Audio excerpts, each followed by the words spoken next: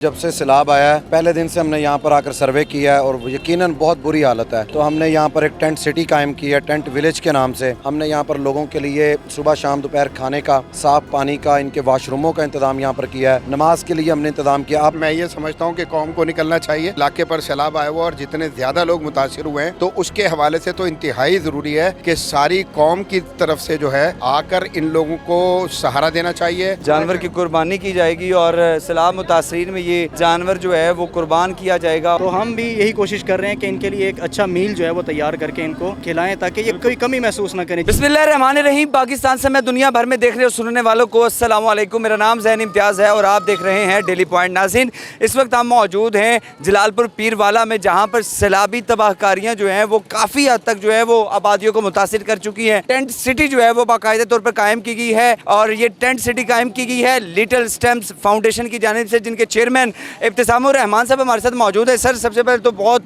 आप नेकी का काम कर रहे हैं और इस वक्त पाकिस्तान और खुसूसन जो मुतासरीन हैं उनको बहुत ज़रूरत है। यहाँ पर खाने की ज़रूरत है, टेंट की ज़रूरत है, रहाइश की ज़रूरत है, खुश्क राशन की ज़रूरत है। क्या कहेंगे, क्या क्या इंतज़ाम हैं? हमने जी जब से सैलाब आया है सवात से लेके झंग, मुल्तान, अलीपुर और आज हम यहाँ जलालपुर में मौजूद हैं।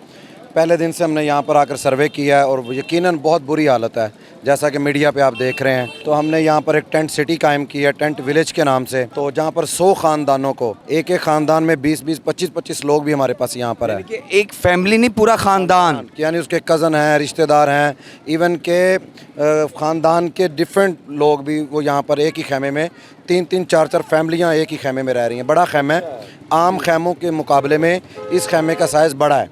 इसमें 4 आम खेमा कितना होता है और 2 चारपाइयाँ आती हैं, इसमें 4-5 आ जाती हैं। अच्छा, ये बड़ा खेमा है, कमरे के बराबर है, 12 बाई 10 का ये एक है। तो ये बड़े खेमे हमने कराची से मंगवाए हैं इन लोगों के लिए कि हम ज़्यादा लोगों को सहूलत दे सकें। तो इसमें अब रेस्क्यू के काम के बाद सबसे बड़ी ज़रूरत होती है इनको रिहाइश और पका पकाया खाना मिले जब तक इनके घरों को वापस जाने का कोई बंदोबस्त नहीं हो जाता। तो इस टेंट सिटी में, टेंट विलेज में, हमने यहाँ पर लोगों के लिए सुबह शाम दोपहर खाने का, साफ़ पानी का, इनके वाशरूमों का इंतज़ाम यहाँ पर किया है। नमाज के लिए हमने इंतज़ाम किया। अब हमारी लाहौर से काफ़िला भी आप आए हैं तो ये ट्रक पहुंचा है। तो हम उसमें हर खेमे के लिए चारपाइयाँ, नीचे बिछोना, इनके बच्चों के लिए कपड़े, दूध, इन सारी चीज़ों का हम इंतजाम कर रहे हैं। और आज हमारे कराची के दोस्त अली भाई मौजूद हैं।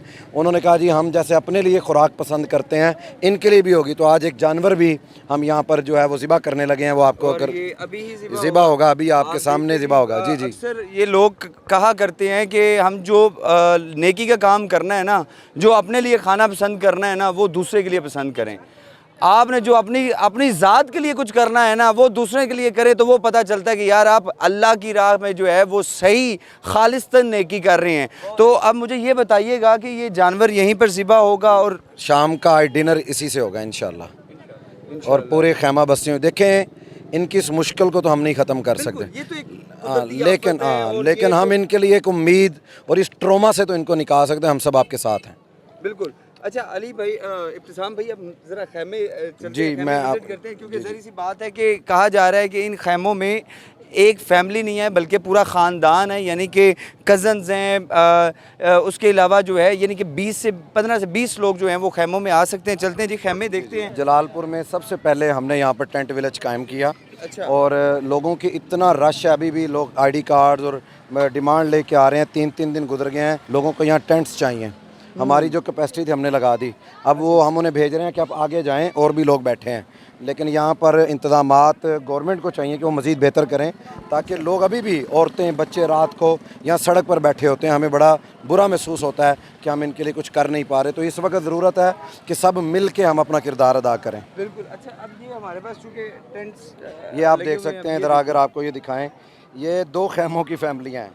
ये अभी इन्होंने पानी शानी आपके सामने, ये सफाई हो रही है जी। तो इनको हमने आज कहा कि चारपाइयाँ बिछोने, अपने खेमे साफ़ करें। तो ये ख़ुद साफ़ कर रहे हैं। हर खेमे में झाड़ू, इनको जो बर्तन वो हम सब इनको प्रोवाइड कर चुके हैं, जिसमें ये खाना इनको रोज़ाना दिया जाता है। और कितने टोटल जो है आपने बताया कि 100 के करीब? 100 ख़ानदान यहाँ पर बैठे हुए हैं। तो तकरीबन 800 लोग यहाँ पर हैं। कितने दिन से? हम ये आज 5वां दिन है। और यहाँ पर तो पीने का साफ पानी भी मुहैया नहीं जी जी जी नहीं, ये इलाके का कड़वा पानी है यहाँ पर। हमें पहले आइडिया नहीं था, लेकिन जब लोगों ने बताया तो हमने अपनी यहाँ टैंकियाँ अरेंज की हैं। अब यहाँ पर एक उस आखिर में लाइन में, और हर लाइन में हम 5 टैंकियाँ हमारी आ गई हैं, वो हर लाइन में लगा देंगे, जहाँ 24 घंटे साफ़ पानी पीने वाला मौजूद होगा। हमने आरओ प्लांट है यहाँ पे, उनसे एग्रीमेंट कर लिया है कि जब तक हम यहाँ बैठे हैं, खैमा बस्ती कायम है, आपने पानी नहीं ख़त्म होने देना। इस टेंट विलेज को जो है बाकायदा तौर पर चारों तरफ से जो है वो कवर किया जा रहा है, बल्कि वॉलंटियर्स जितने भी हैं लेटेस्ट टाइम्स के, वो इन्हें कवर कर रहे हैं। और ये इसी तरह से चारों साइड से कवर हो जाएगी ताकि कोई भी गैर मुतल्लिका शख्स जो है वो दाखिल ना हो सके। ये इस तरह उधर से भी सारी कवर हो जाएगी। बुरे हालात है, क्या इतलात आ रही है? ये अभी तक रेस्क्यू करने की इतलात हैं कि लोगों को रेस्क्यू नहीं किया जा रहा। अभी तो उनको रेस्क्यू नहीं किया था तो पता चला है ये शुजाबाद रोड का जो बंद तोड़ा गया है। उसके बाद अभी ये हमारे बिल्कुल सामने, यहाँ पर हम गाड़ियों से गुजरते थे, आज वहाँ कश्तियाँ चल रही हैं। तो ये बड़ी ख़तरनाक सूरत हाल है। मैं तो ये आपके चैनल के थ्रू एक पैगाम दूंगा, ये किसी एक इदारे, एक NGO या गवर्नमेंट का काम नहीं है। ये इस वक्त पूरी पाकिस्तानी कौम को खड़ा होना पड़ेगा। जैसे 2005 के ज़लज़ले में हम इकट्ठे हुए थे कि हर शख्स निकला था, तो मैं उन लोगों को जो अभी तक देख रहे हैं कौन सी NGO क्या कर रही है, खुदा के लिए ये NGOs का नहीं, ये सब का काम है। हमें सबको निकलना चाहिए और इनकी मदद करनी चाहिए। हम किसी एक के मुंह में निवाले डाल दें, किसी को छत दे दें, किसी की इज़्ज़त को बचाने के लिए कोई किरदार अदा कर दें। औरतें, बच्चे, हमने लोगों के पाँव में पड़ते कि हमारी फैमिलियों को निकाल के ले आओ।